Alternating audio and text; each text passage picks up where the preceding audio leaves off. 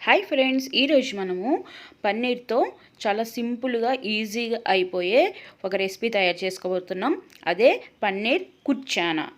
ఇది బీహార్ ఫేమస్ వంటకం అనమాట. 5 మినిట్స్లో అయిపోతుందండి. చాలా చాలా ఈజీగా మనం తయారు చేసేసుకోవచ్చు. చూసారు కదా, పన్నీర్ కుర్చానా ఎలా ప్రిపేర్ చేసుకోవాలో, దానికి ఏమేమి ఇంగ్రీడియంట్స్ కావాలో చూసేద్దాం. దానికన్నా ముందు ఇంతవరకు మీరు నా ఛానల్ కనుక సబ్స్క్రైబ్ కనుక చేసుకోకపోతే ఆరోగ్యమస్తు తెలుగు వీడియోస్ అని యూట్యూబ్లో టైప్ చేస్తే నా ఛానల్ వస్తుంది. అక్కడ నా ఛానల్ని సబ్స్క్రైబ్ చేసుకోండి. అలాగే పక్కన ఉన్న బెల్ ఐకాన్ని క్లిక్ చేస్తే మీకు నా నోటిఫికేషన్స్ వస్తాయి. అలాగే లైక్ చేయండి, షేర్ చేయండి, కామెంట్ చేయండి. మీ ఫ్యామిలీ మెంబర్స్కి అందరికీ షేర్ చేయండి. ఇంకెందుకు ఆలస్యం, ఎలా ప్రిపేర్ చేసుకోవాలో చూద్దాం రండి. స్టవ్ మీద ఒక బాండి పెట్టి హీట్ అయిన తర్వాత దాంట్లో 2 టేబుల్ స్పూన్స్ దాకా బటర్ యాడ్ చేసుకోండి. ఇట్లా బటర్ వేసేసుకున్న తర్వాత దీంట్లో 1 స్పూన్ దాకా జీలకర్ర వేసుకోవాలి. జీలకర్ర వేసుకొని బాగా గోల్డెన్ బ్రౌనిష్ కలర్ వచ్చేదాకా వేయించుకోండి. ఇలా వేగిన తర్వాత దీంట్లో ఉల్లిపాయలు నేను 2 తీసుకున్నాను. ఇట్లా సన్నగా స్లైస్లుగా కట్ చేసుకోవాలి. వాటిని 2 తీసుకొని వాటిని కూడా వేసుకొని వేయించుకుంటున్నాను. ఇలా వేగిన తర్వాత దీంట్లో 1 స్పూన్ దాకా అల్లం వెల్లుల్లి పేస్ట్ కూడా వేసుకొని వాసన పోయేదాకా బాగా వేయించుకోవాలి. తర్వాత దీంట్లో కర్రీకి సరిపడినంత ఉప్పు ఇక్కడే వేస్తున్నాను. వేసేసుకొని బాగా కలుపుకోవాలి.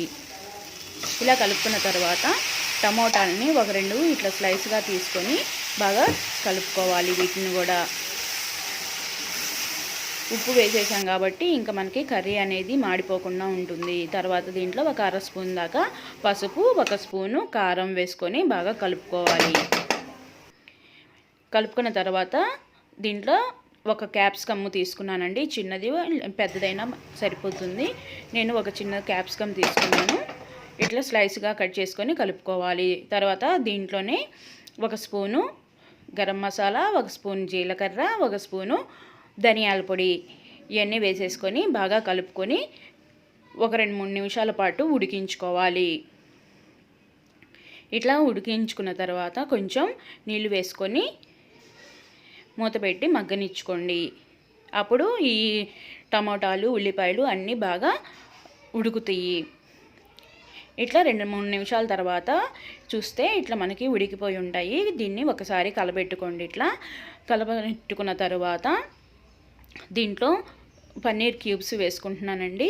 నేను 250 గ్రాములు పన్నీర్ తీసుకున్నాను. ఇట్లా క్యూబ్స్గా కట్ చేసుకొని వేసుకోండి. వాటిని కూడా బాగా కలుపుకోవాలి. చిన్నగా కలుపుకోండి, ఎందుకంటే మనం పన్నీర్ని వేయించలేదు కాబట్టి పన్నీరు విరిగిపోయే ఛాన్సెస్ ఉంటాయి. అందుకని చిన్నగా కలుపుకోవాలి.